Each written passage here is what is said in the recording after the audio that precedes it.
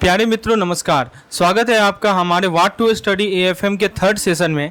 इससे पहले ऑलरेडी मैंने 2 सेशन बनाए हैं what to study in AFM, और आज हम लोग थर्ड सेशन में डिस्कस करेंगे कि किन पेजों को आपको जरूर पढ़ के जाना है एएफएम में, जिससे सवाल पिछले 3 से 4 सालों में पूछे गए हैं, उसी का कंपाइलेशन है ये। तो आप पेज नंबर 253 पे आ जाइए और वहाँ पे आप टाइप्स ऑफ कंपनी को पढ़ के जाइए, बहुत इंपॉर्टेंट है, खासकर on the basis of incorporation.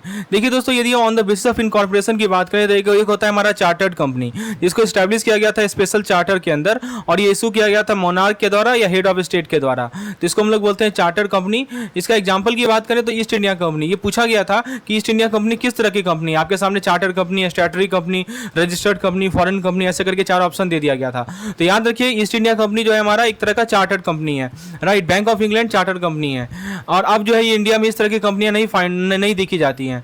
यदि हम बात करें स्टैट्यूटरी कंपनी की, तो स्टैट्यूटरी कंपनी का मतलब कि ऐसा कंपनी जिसको स्पेशल एक्ट के अंदर क्रिएट किया गया हो और ये एक्ट सेंट्रल और स्टेट लेजिस्लेचर के द्वारा पास किया गया हो, तो इसको हम लोग बोलते हैं स्टैट्यूटरी कंपनी। स्टैट्यूटरी कंपनी का मतलब समझ में आया कि सेंट्रल और स्टेट लेजिस्लेचर के द्वारा एक स्पेशल एक्ट पास किया गया हो, उसके द्वारा जो क्रिएट की जाती है उसको हम लोग बोलते हैं स्टैट्यूटरी कंपनी, और ये सरकार के द्वारा खरीदी जाती है और इन्हें इंडिपेंडेंट लीगल स्टेटस दिया जाता है। एग्जांपल के तौर पर life insurance corporation of India, air India, food corporation of India, ये सभी हमारे स्टैट्यूटरी कंपनी का एग्जांपल हैं, राइट।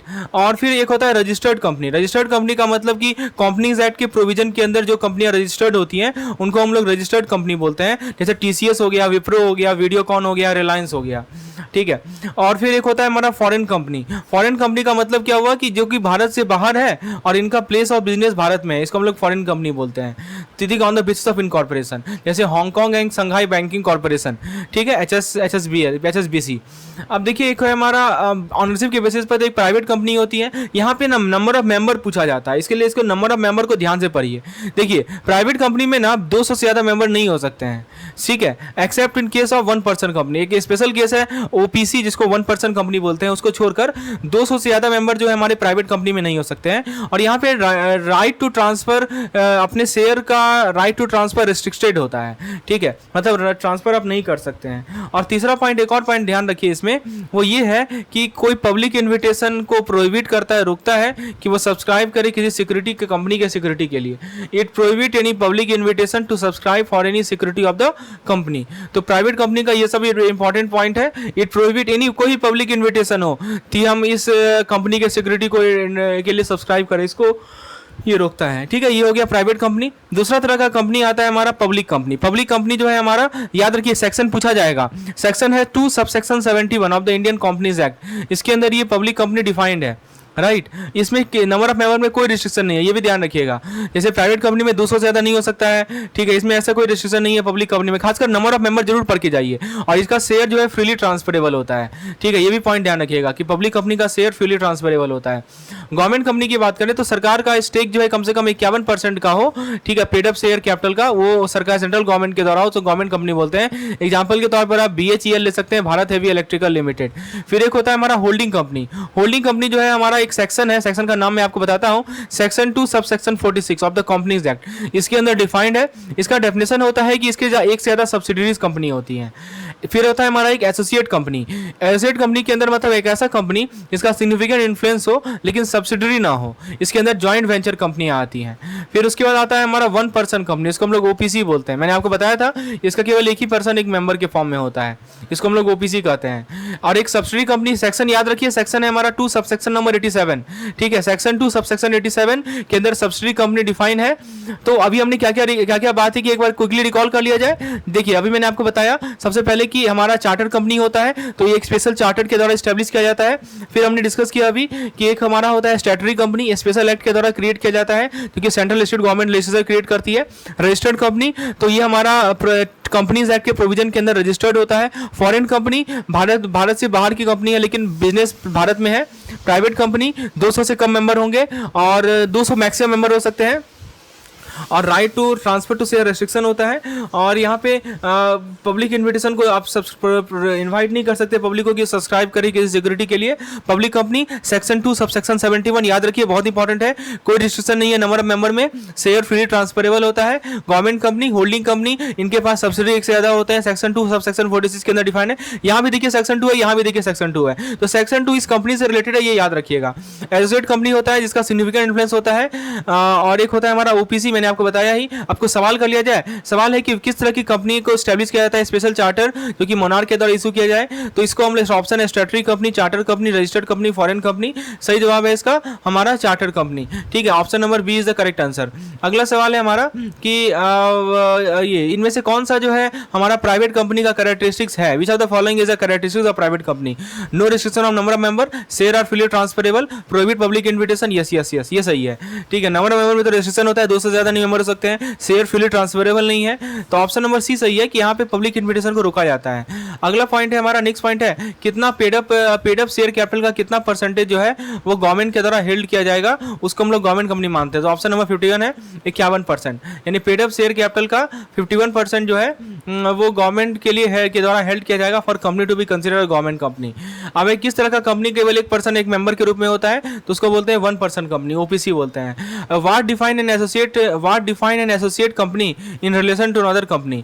तो एसोसिएट कंपनी का क्या डेफिनेशन होता है कि it is a joint venture company with significant influence from other company.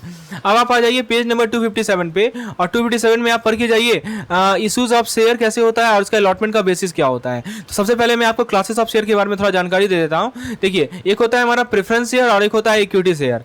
तो ये 2 क्लासेस ऑफ शेयर होते हैं जो कि कंपनी के द्वारा इशू की जाती है। प्रेफरेंस शेयर में क्या होता है कि जो हमारे सब्सक्राइबर होते हैं उन्हें प्रेफरेंस मिलता है डिविडेंड अलॉटमेंट में, उनको डिविडेंड भी मिलेगा, उनको कंपैरेटिवली डिविडेंड पहले मिलेगा, खासकर लिक्विडेशन के केस में आपको पता होगा।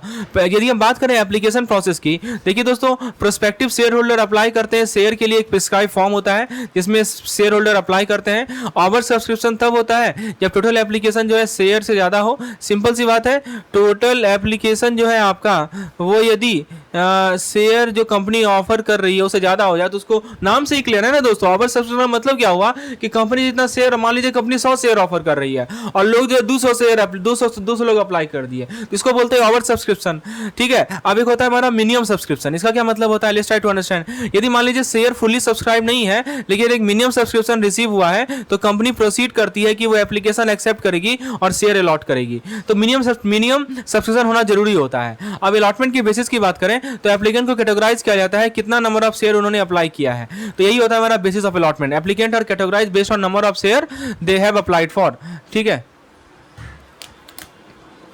तो कितना नंबर ऑफ शेयर उन्होंने अप्लाई किया है उसके बेसिस पे अलॉटमेंट किया जाता है, वो वही हमारा अलॉटमेंट का बेसिस होता है।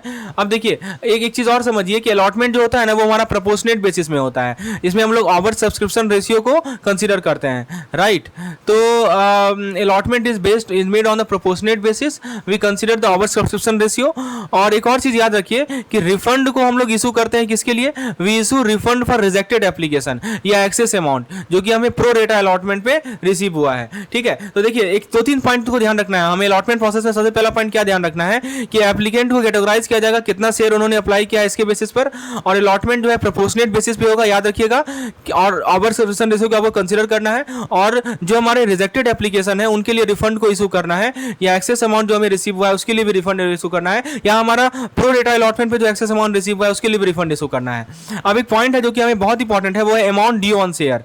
देखिए शेयर पे जो पेमेंट होता है वो टिपिकली इंस्टॉलमेंट में होता है, विथ एप्लीकेशन ऑन अलॉटमेंट। तो एक तो हमारा एक एप्लीकेशन के समय शेयर का पेमेंट होगा, अलॉटमेंट के समय पेमेंट का शेयर होगा, सॉरी शेयर का पेमेंट होगा, और हमारा सब्सिक्वेंट कॉल के माध्यम से होगा। तो जो कॉल होता है ना वो अलॉटमेंट स्टेज के बाद का जो कॉल होता है उसे इस तरह स्ट्रक्चर किया जाता है ताकि हम इंश्योर करें कि जो फुल सब्सक्रिप्शन मनी है वो 12 महीना के अंदर रिसीव हो जाए। इसी को कहा जाता है अमाउंट ड्यू ऑन शेयर। तो अभी तक हमने 4-5 पॉइंट डिस्कस किए। पहले हमने क्लासेस ऑफ शेयर के बारे में बात की, 2 क्लासेस होता है, प्रेफरेंस शेयर और इक्विटी शेयर। फिर हमने एप्लीकेशन प्रोसेस की बात की कि जो शेयर होल्डर होते हैं वो शेयर के लिए अप्लाई करते हैं प्रिस्क्राइब फॉर्म में, हमने मिनिमम सब्सक्रिप्शन की बात किया कि यदि शेयर फुल्ली सब्सक्राइब नहीं है तो मिनिमम सब्सक्रिप्शन जरूरी होता है। अलॉटमेंट का बेसिस की हमने बात की, एक हमने बताया प्रोपोर्शनेट बेसिस पे, एक हमने बताया कि जो हमारे रिजेक्टेड एप्लीकेशन है उसके लिए रिफंड को रिइशू किया जाता है। अब सवाल है पहला कि what is over subscription in the context of share issuance. Over subscription क्या होता है? When the company issue more share than intended, when total application exceed the share offered. C कह रहा है कि when share are not fully subscribe, when the company does not issue any share. Over subscription का मतलब ही होता है when company issue more share than intended. Option A is the correct answer. Sorry, total देखिए यहाँ पे क्या है, ओवर सब्सक्रिप्शन मतलब होता है कि टोटल एप्लीकेशन ज्यादा हो शेयर से। सवाल है कि बेसिस ऑफ अलॉटमेंट कैसे डिसाइड होता है पब्लिक इशू ऑफ शेयर में? Randomly, on first come first serve basis, proportionately. ठीक है, आपको ओवर सब्सक्रिप्शन को देखते हुए प्रोपोर्शनेटली अलॉटमेंट होता है। नेक्स्ट क्वेश्चन है कि what happened to excess amount receive on pro rata allotment. तो मान लीजिए कोई एक्सेस अमाउंट हमें रिसीव हुआ है प्रो रेटा अलॉटमेंट में, उसका क्या होगा? उसको हम लोग फ्यूचर ड्यू जो शेयर पे है उसे एडजस्ट कर देंगे। ठीक है, ऑप्शन बी करेक्ट होगा। अगला सवाल है कि what are typical instalment for payment on share after allotment. तो आपने अलॉटमेंट कर दिया, उसके बाद हमारा इंस्टॉलमेंट फॉर पेमेंट कैसे होता है? तो इंस्टॉलमेंट एप्लीकेशन के साथ होगा, अलॉटमेंट के साथ होगा और कॉल के साथ होगा। अब सवाल है कि when must the entire subscription money be called for in share issue. तो कब इंटायर सब्सक्रिप्शन मनी को कॉल करना है? Within 6 month from date of allotment, यानी डेट ऑफ अलॉटमेंट के 6 महीना के अंदर, within 12 month, yes 12 month के अंदर जो है इंटायर सब्सक्रिप्शन अमाउंट को कॉल करना है within 12 month of date of allotment. ठीक है, unless a monitoring agency is appointed by the issuer for issue above 100 crore. अब देखिए थोड़ा सा और हम बात करते हैं शेयर एप्लीकेशन अलॉटमेंट प्रोसेस में। तो देखिए कैसे अलॉटमेंट होता है। मान लीजिए कंपनी क्या करती है, शेयर इशू करती है पब्लिक सब्सक्रिप्शन के लिए, पेमेंट स्टेजेस में होता है, एप्लीकेशन मनी होता है, अलॉटमेंट मनी होता है। अब यदि हमारा मान लीजिए एप्लीकेशन मनी रिसीट होता है तो देखिए उसका जनरल एंट्री कैसे होगा। बैंक अकाउंट को डेबिट करेंगे, शेयर एप्लीकेशन अकाउंट को क्रेडिट करेंगे। देखिए ये जो बैंक है हमारा पर्सनल अकाउंट है और पर्सनल अकाउंट को डेबिट करते हैं। डेबिट कब करते हैं? Debit the receiver. तो यहाँ पे बैंक रिसीवर है क्योंकि इसको एप्लीकेशन मनी मिला है, राइट। तो बैंक अकाउंट को हम डेबिट करेंगे और शेयर एप्लीकेशन अकाउंट को हम क्रेडिट करेंगे। ये तो हमारा होता है जब रिसीट मिलता है हमें एप्लीकेशन मनी का। फिर जब अलॉटमेंट प्रोसेस होता है तो शेयर को अलॉट किया जाता है बहुत सारे क्राइटेरिया के बेसिस पर, जिसमें पहला क्राइटेरिया है हमारा वो है फुल एक्सेप्टेंस, दूसरा क्राइटेरिया है हमारा रिजेक्शन, तीसरा क्राइटेरिया है हमारा pro rata allotment for remaining share. तो देखिए जो एक्सेस एप्लीकेशन मनी होता है उसको अलॉटमेंट ड्यूज में एडजस्ट किया जाता है। ये बात मैंने आपको पहले ही बताया है। 3 क्राइटेरिया याद रखिएगा, फुल एक्सेप्टेंस, रिजेक्शन और प्रो रेटा अलॉटमेंट। तो अब देखिए यदि हम बात करें एप्लीकेशन मनी के एडजस्टमेंट की और इसका जनरल एंट्री किस प्रकार से होता है ये देखिए। तो देखिए सबसे पहले तो हमने share capital account, share application account को क्रेडिट कर दिया था। अब उसी शेयर एप्लीकेशन अकाउंट को हम डेबिट करेंगे और शेयर कैपिटल अकाउंट को क्रेडिट करेंगे, बैंक अकाउंट को क्रेडिट करेंगे जो भी हमारे रिजेक्टेड एप्लीकेशन है, और जो शेयर अलॉटमेंट अकाउंट है उसे क्रेडिट करेंगे कि जो एक्सेस एप्लीकेशन मनी को हमने एडजस्ट किया है। तो देखिए सबसे पहले हमने बैंक को डेबिट करके शेयर एप्लीकेशन को क्रेडिट किया, और जब हम अलॉटमेंट कर दिए हैं, एडजस्टमेंट कर रहे हैं एप्लीकेशन मनी का, तो फिर से वही शेयर अलॉटमेंट अकाउंट को डेबिट करके शेयर कैपिटल अकाउंट को क्रेडिट करेंगे, बैंक के अकाउंट को क्रेडिट करेंगे और शेयर अलॉटमेंट अकाउंट को क्रेडिट करेंगे, राइट।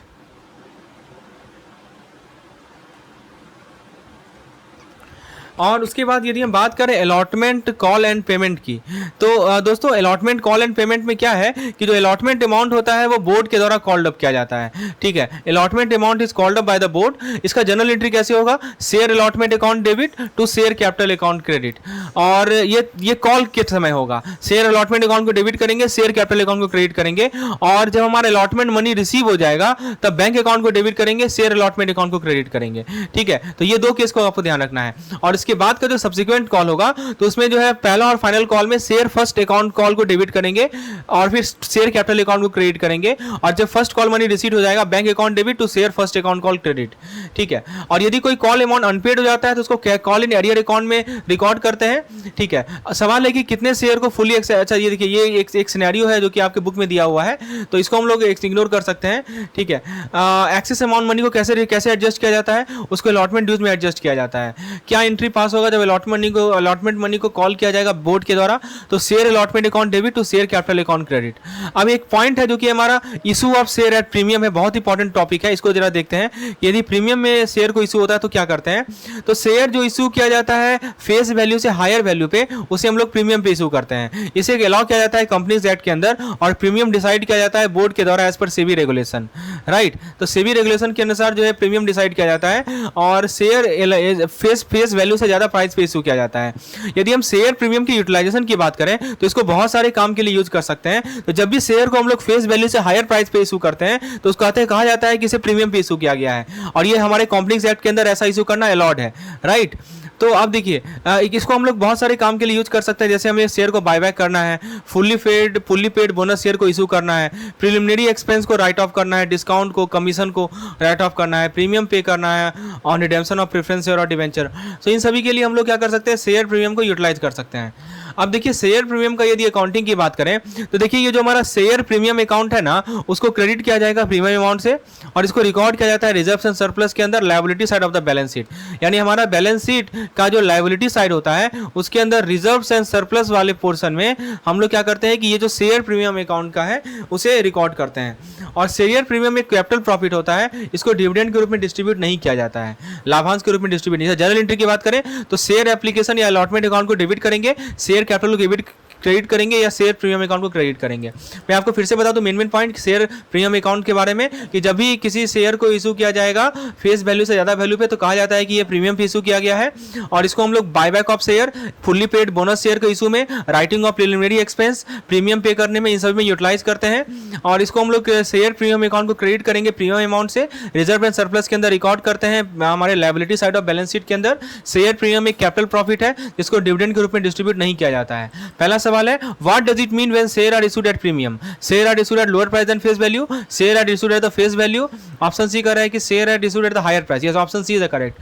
कौन सा रेगुलेटरी बॉडी है जो कि गाइडलाइंस प्रोवाइड करती है अमाउंट डिसाइड करने के प्रीमियम के लिए? तो वो सेबी डिसाइड करती है। सेबी क्या होता है हमारा? Security and exchange board of India. तो सेबी डिसाइड करती है कि हमारा प्रीमियम का अमाउंट क्या होगा। उसके बाद दोस्तों सवाल है कि इनमें से कौन सा परमिटेड यूज नहीं है शेयर प्रीमियम का?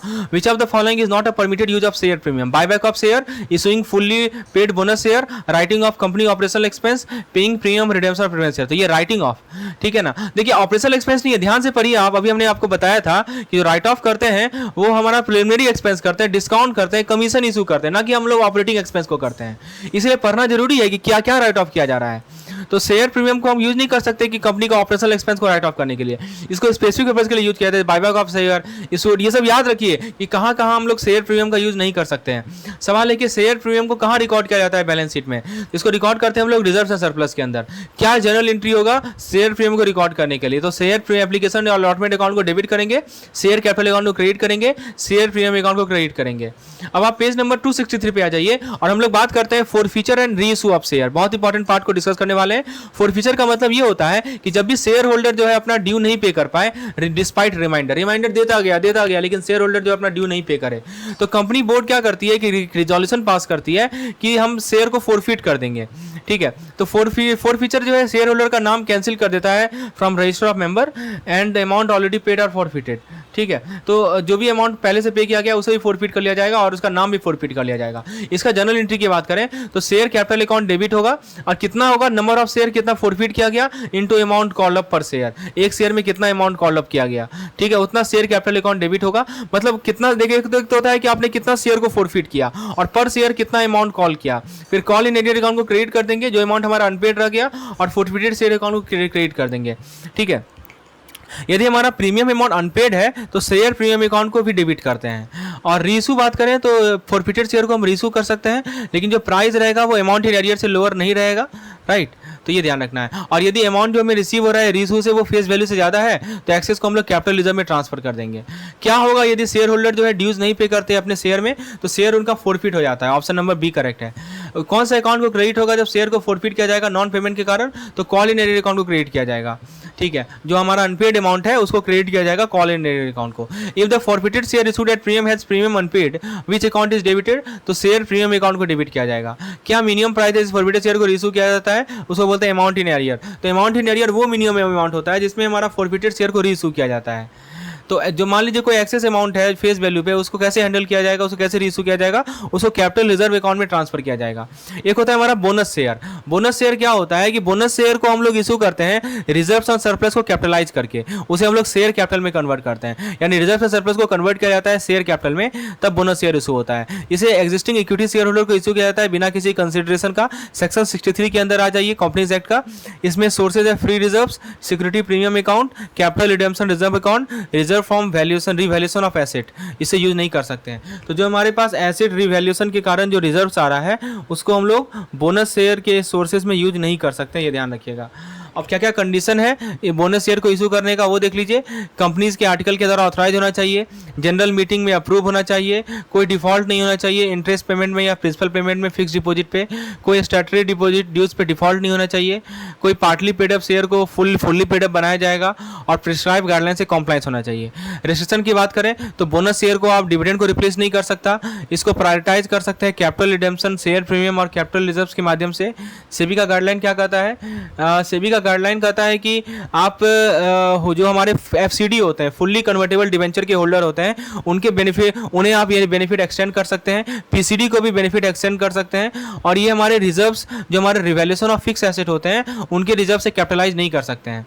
और आपको बोनस शेयर को इंप्लीमेंट करना है with in 15 days of the board approval.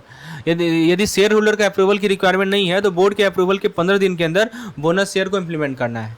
चलिए एक बार फिर से रिकॉल कर लीजिए। बोनस शेयर को इशू किया जाता है रिजर्व एंड सरप्लस को कैपिटलाइज करके, इसे एग्जिस्टिंग इक्विटी शेयर होल्डर को इशू किया जाता है। फ्री रिजर्व है, सिक्योरिटी प्रीमियम अकाउंट है, कैपिटल रिडेम्पशन रिजर्व अकाउंट है। कंडीशन क्या है? कंपनी आर्टिकल के द्वारा अप्रूव्ड होगा, जनरल मीटिंग में अप्रूव्ड होगा, कोई डिफॉल्ट नहीं होगा इंटरेस्ट पेमेंट में, कोई डिफॉल्ट नहीं होगा स्टैट्यूटरी ड्यू में। रेस्ट्रिक्शन की बात करें तो बोनस शेयर को डिविडेंड रिप्लेस नहीं कर सकता और प्रायोरिटाइज कर सकते हैं कैपिटल रिडेम्पशन रिजर्व में। अब कुछ सवाल कर लिया जाए। What are bonus share? Share issued at premium, share issued at discount, share issued to the existing share holder without any consideration. Option C सही जवाब है। तो जो हमारे एग्जिस्टिंग शेयर होल्डर को शेयर इशू किया जाता है बिना किसी कंसिडरेशन का, वो कहलाता है बोनस शेयर। कौन सा रिजर्व को हम लोग बोनस शेयर को इशू करने के लिए नहीं यूज करते हैं तो उसको बोलते हैं रिवैल्यूएशन रिजर्व। देखिए यहाँ बताया गया है कि आप रिवैल्यूएशन रिजर्व को नहीं यूज कर सकते बोनस शेयर को इशू करने के लिए। कंपनी क्या इंश्योर करे इससे पहले कि बोनस शेयर इशू करे? It has declared a dividend, it has defaulted on debt payment, it has no outstanding. Yes, कोई पेड अप शेयर आउटस्टैंडिंग ना होना चाहिए। कि कौन सा गाइडलाइन एक कंपनी फॉलो करे according to SEBI issuing bonus share? Extend similar benefit holder of PCD. Yes, correct, ठीक है। कितने लंबे अवधि तक कंपनी को इम्प्लीमेंट करना पड़ेगा bonus issue after board approval? तो 15 दिन तक। तो फ्रेंड्स ये था हमारा part 4 lecture of our what to study in AFM. आपको मैं बता दूं यदि आपको कैप्सूल कोर्स की रिक्वायरमेंट है तो हमें व्हाट्सएप कर सकते हैं इस नंबर पर डिटेल जानकारी प्राप्त करने के लिए कि how to avail the capsule course. और इस प्रकार से हम लोग अपने व्हाट टू स्टडी सेक्शन को जारी रखेंगे। धन्यवाद।